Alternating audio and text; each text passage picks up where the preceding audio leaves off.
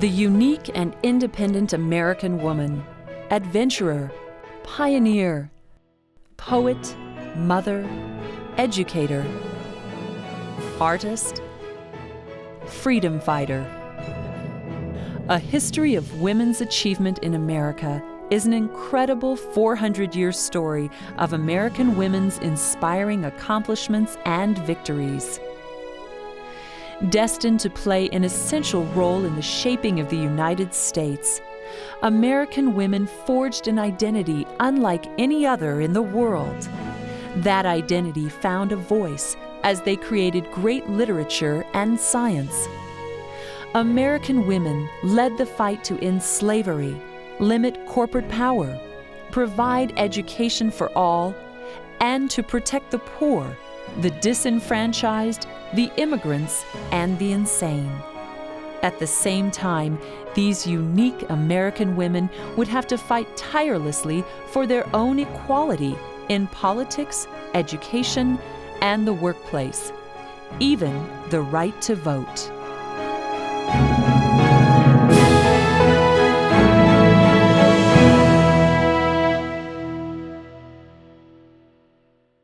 As the 20th century, the American century, came to an end, American women had done it all. Hello, I'm Donna Mills, and welcome to the 8th and final episode of A History of Women's Achievement in America. It had not been easy, but in the 20th century, American women had achieved leadership roles in our national government and in the global corporate world. They had continued to strengthen the old and build new women's institutions. They achieved international fame in science, sports, and entertainment. They even fought side by side with men in the battlefield. And the old racial and ethnic barriers to achievement were dissolving. American women were indeed a breed apart.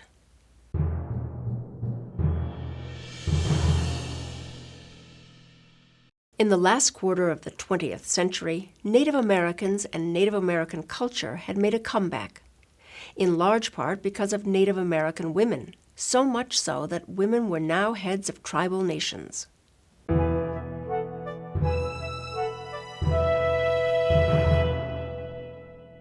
Today, the Native peoples of the United States have returned from near genocide. Not only have they survived, but their customs, religion, arts, and languages have experienced a renaissance, largely because Native American women have kept these traditions alive. At homecomings and ceremonies across the country, they proudly demonstrate for all some of the old traditions. Indeed, in the 21st century, the role of Native American women in tribal governments has grown significantly. One woman responsible for this change of roles for Native American women is Wilma Mankiller. But her story, the story of modern-day Native American women, begins 100 years ago. In 1890, the last of America's Indian Wars ended with the Battle of Wounded Knee at Pine Ridge, South Dakota. By the end of the century, nearly all the principal male leaders of the Plains Indians were dead or in prison. The result was that during the first half of the 20th century, many tribal traditions languished. Then, something remarkable happened. Women recalled the rituals and kept them from being lost. According to Beatrice Medicine of the Lakota Sioux, Lakota women have passed down rituals like the sun dance through their daughters. Among the Navajo, mothers taught their daughters the old ways to live so that the tribe would be healthy and strong once more. Then, in the 1960s, when the American Indian movement, AIM, began, these guardians of the old ways took it upon themselves to protect the tribes and stepped into leadership positions. Wilma Mankiller was one of these women, leading the way when she became the first woman chief of the Cherokee Nation of Oklahoma in 1985. Mankiller was born in Oklahoma in 1945. Her family moved to California in 1956 as part of the Bureau of Indian Affairs relocation program. Then, in 1969, she watched members of AIM protest on Alcatraz Island and decided to involve herself in the struggle for Native American rights. Since then, Mankiller worked to bring self-sufficiency to her people. In 1981, she was elected deputy chief. Then in 1985, she assumed the duties as chief of the Cherokee Nation. In 1995, she stepped down owing to ill health. Mankiller chronicled her experiences in her spiritual autobiography, A Chief and Her People. She now speaks on those experiences to audiences across the country. And our story is not dissimilar to the story of many other tribes as well, is that our people began to almost immediately rebuild a government and rebuild themselves as a people. And we had some of the first schools west of the Mississippi, for example. And interestingly, we had schools for the education of women, which was a radical idea for that part of the world at that particular period of time. We printed our own newspapers in Cherokee and English. And while there were still people in this country, not many, but a few people debating whether or not Native American people had souls or were human, we were running our own school system where we were teaching botany, Latin, and many, many other courses in both Cherokee and in English. No person has been a greater example of what women can achieve than Oprah Winfrey. She has wielded incredible power with dignity, great wisdom, and a true compassion for all people.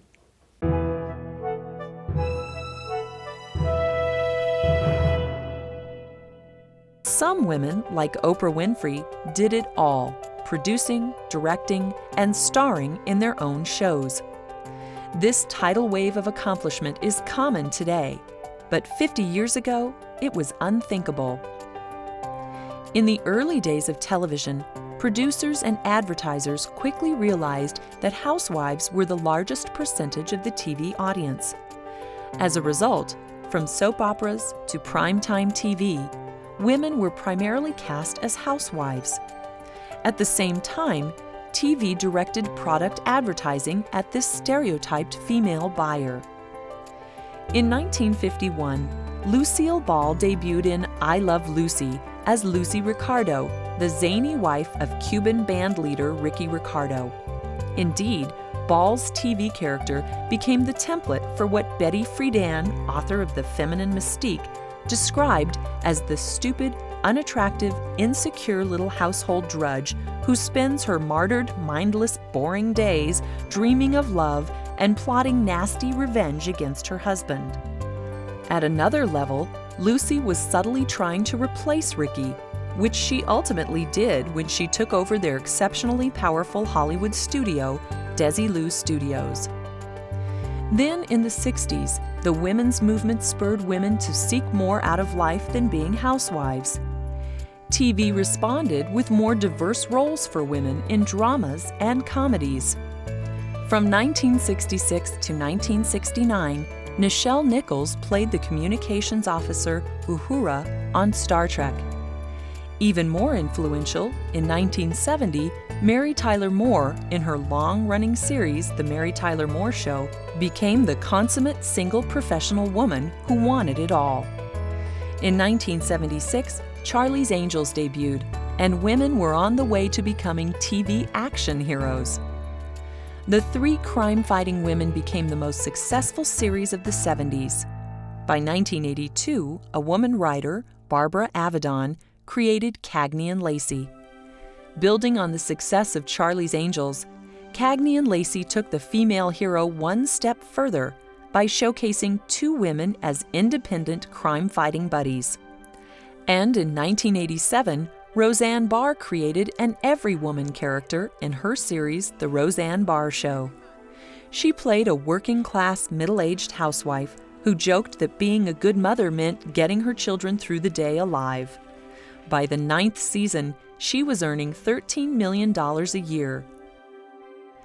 In the 90s, ensemble casts such as Friends, NYPD Blue, and ER had women sharing equal billing with men. But the queen of television is Oprah Winfrey.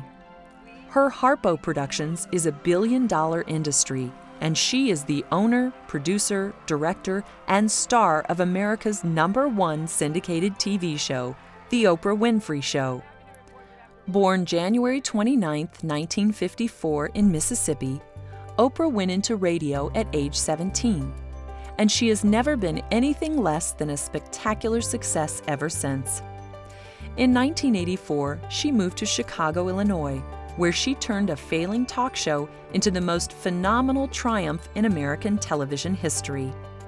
By 1986, The Oprah Winfrey Show had won 3 daytime Emmys and established Oprah as the dominant personality on television. Time magazine named her one of the 100 most influential people of the 20th century. And in 1998, at the young age of 44, she received a Lifetime Achievement Award from the National Academy of Television Arts and Sciences. She is one of the most influential, thoughtful, and altruistic personalities on TV, and millions of women and men alike look to her for guidance in life situations. She is a star. Indeed, being Oprah is the definition of making it. Yet even with all this power, she has remained dedicated to improving all women's lives. Amy Tan, a brilliant novelist, is a guiding light for all of America's ethnic and racial minorities, inspiring new stories by voices previously unheard in American society.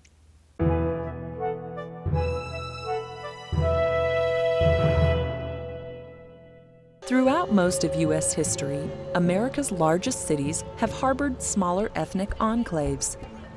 For many Americans, the most mysterious of these mini-cities were Asian, referred to by names such as Chinatown, Japantown, Little Korea, and Little Vietnam. In them, life continued remarkably unchanged from the old country. Here, visitors were surrounded by unfamiliar languages, exotic food, and foreign customs. Here, where East met West, it seemed as though Asian cultures would remain forever separate from U.S. society. Then in 1989, a young woman published an exceptional book that opened up Asian cultures to all Americans. The book? The Joy Luck Club. The author? Amy Tan. Chinese immigrants first arrived in California during the gold rush of 1848. They stayed to build railroads and establish businesses. At the turn of the century, the Japanese also arrived, providing cheap labor for sugar plantations in Hawaii and farms along the Pacific coast. Following the Korean and Vietnam Wars, refugees from those countries settled in America's cities. In each case, families also brought with them a tradition of female subservience.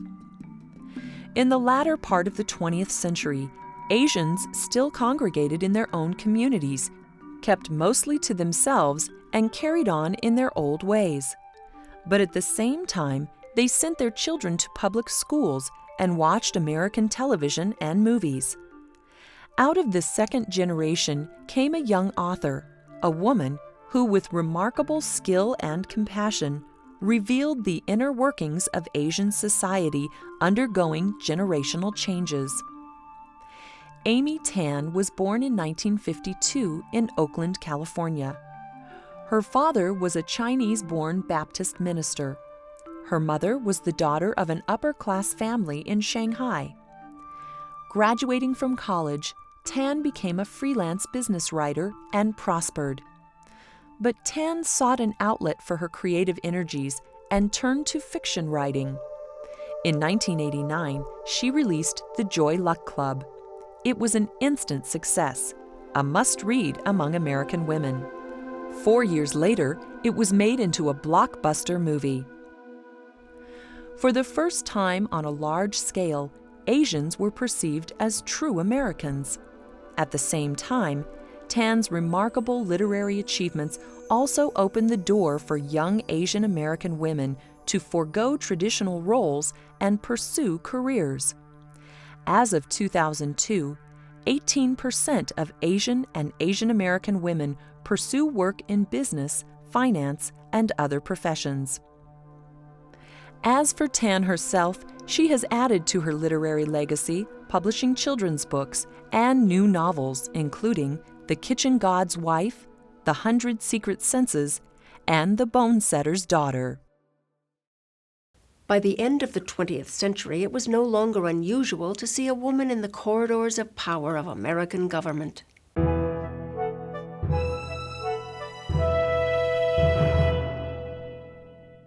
In 1997, Madeline Albright reached the most powerful position any woman had ever achieved in the United States government when President Bill Clinton named her Secretary of State. In effect, she became the most powerful woman in the world. This appointment signaled the end of the first wave of women entering government and politics and the beginning of the second, women assuming positions of leadership. In the 20th century, beginning with Jeannette Rankin, women had been holding political offices since 1916. They had also received political appointments, like Frances Perkins, the first woman to become a cabinet member, who was named Secretary of Labor under FDR. But with the women's movement in the late 60s came the real opening for women to enter public service and walk the corridors of power. By 2005, 23 women had been elected governor, including Ann Richards of Texas, Christy Todd Whitman of New Jersey, and Ella Grasso of Connecticut. In the same year, there were 14 women senators and 68 women representatives, up 13% from the 108th Congress. It was also the year President George Bush appointed Condoleezza Rice as the second woman and the first black woman to be named Secretary of State. In fact, all across America, voters no longer consider gender an election issue. A 2001 Gallup poll found that 92% of Americans said they would vote for a qualified woman for president. Another poll showed that 57% of Americans believed the country would be governed better if there were more women in office. American women enter politics for different reasons than men. Historically, women have been concerned about community issues that affect their families. And their efforts there brought about huge reform. They also were very concerned with ending corruption in government. And that also was a drive for them to try to get the vote. Madeline Albright arrived in the United States in 1948 with her family, refugees from the communists who were taking over her native Czechoslovakia. Her father was a diplomat, and Madeline followed in his footsteps. During President Carter's administration, she worked for the National Security Administration. In 1982, she became a professor of international affairs at Georgetown University. Then, in 1993, Bill Clinton named her U.S. Ambassador to the United Nations. Secretary of State Madeline Albright's career has mirrored the path traveled by women in the corridors of power in the United States government, from positions as advisors and representatives to positions of leadership. When a woman runs for president in the 21st century, the question will not be one of gender, but her ability to lead, her charisma, and political positions on the issues. Since the creation of the Girl Scouts of America, no woman has had a greater positive impact on girls than Pleasant Rowland, the founder of the American Girl Company.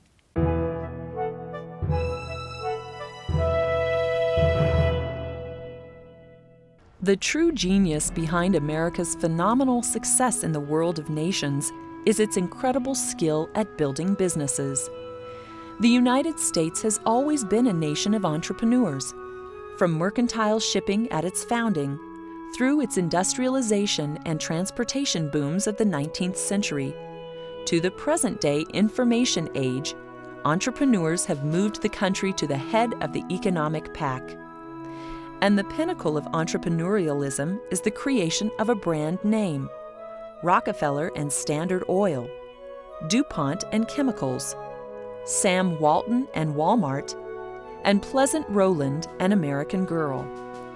American Girl is the greatest entrepreneurial accomplishment by women for women the nation has ever seen. From the beginning of the United States, women have always had a hand in the economy. Enterprising women started cottage industries, ran hotels and stores, and created thousands of products for both men and women. However, the story of American women in business is only recently coming to light. One of the most remarkable of these success stories is Pleasant Rowland and the creation of American Girl. At the core of American Girl is a collection of beautifully crafted dolls. Each doll comes from a particular time in American history. Each doll comes with history, a family, and a variety of products and books associated with her. They uniquely combine American history, education, and play. Pleasant Rowland was born in 1941, grew up in Chicago, and graduated from Wells College in 1962.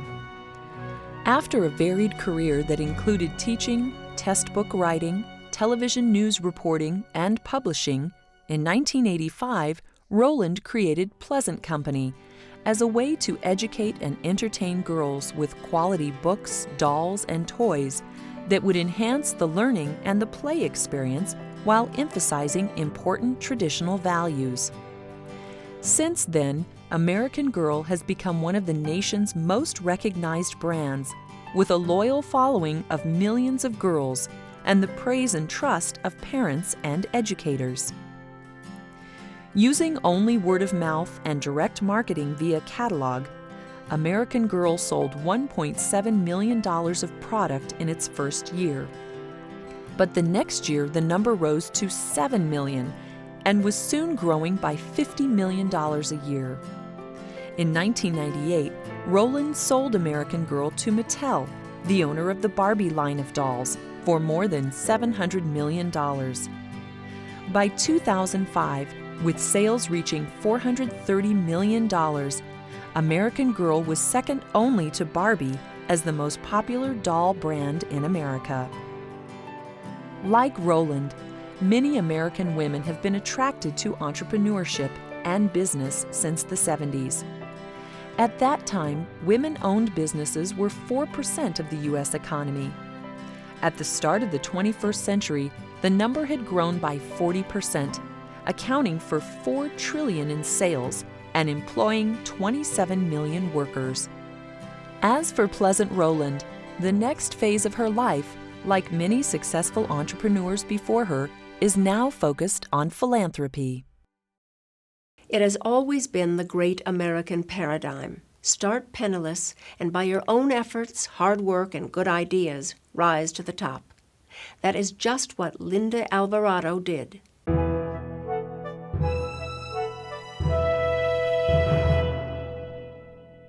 At the age of 24, she entered the men's world of construction. Virtually penniless, she started her own construction company on $2,500, borrowed when her parents mortgaged their home. That was 1976. Based in Denver, Colorado, by the turn of the century, it is among the fastest-growing commercial contracting firms in the country. Along the way, in 1991, she made history when she became the first Hispanic American to become an owner of a Major League Baseball team, the Colorado Rockies. In 2001, she won America's most prestigious entrepreneurial award, the Horatio Alger Award, for her rags to riches story. She is Linda G. Alvarado, and her Alvarado Construction Company's story mirrors the rise of American women in achieving their full potential over the 400-year history of the United States. The 21st century has seen many women crash the glass ceiling in the new world of information technology. Once again, pioneers. Women such as Margaret Whitman, CEO of eBay, Anne Mulcahy, CEO of Xerox, Sally Krawcheck, CFO of Citigroup, and Patricia Russo, CEO of Lucent Technologies, are shaping America's future in an ever-changing global environment. first and second wave women in this country, the suffrage movement and the women's liberation movement, really paved the way for young women today so that they don't have to fight some of the same battles. There are things that they're still working with, but I think that young women today are very empowered to say, this is what I believe and this is what I'm going to do about it. Having worked tirelessly to create this emerging age of equality with men, the possibilities are endless. Women can choose to be mothers and wives, as well as artists, journalists, scientists, politicians, soldiers, and even like Linda Alvarado, rise to the top of one of the most male-dominated of industries, construction. For contemporary American women, it's so important to have a tradition from which they can speak. The needs and the pressures for a woman's voice are as pressing as they were in the 17th century. It is important for contemporary American women to be able to speak their minds politically, to be able to shape their lives economically and socially, to be able to form the kinds of relationships that require a clear sense, a clear-headed sense of who they are strategically and fundamentally. And it's in voice, in giving voice, that we enact our identities, that we become constantly who we are. To be silenced is to lose one's identity. And we learn from earlier women and we learn from our own experiences that we must in some way speak ourselves into existence. Today, young American women will create new goals and achieve new roles unimagined by their foremothers. Still, the achievements of their foremothers, whose stories have been told in this series, will continue to inspire new generations of American women. Thanks for watching A History of Women's Achievement in America. I'm Donna Mills.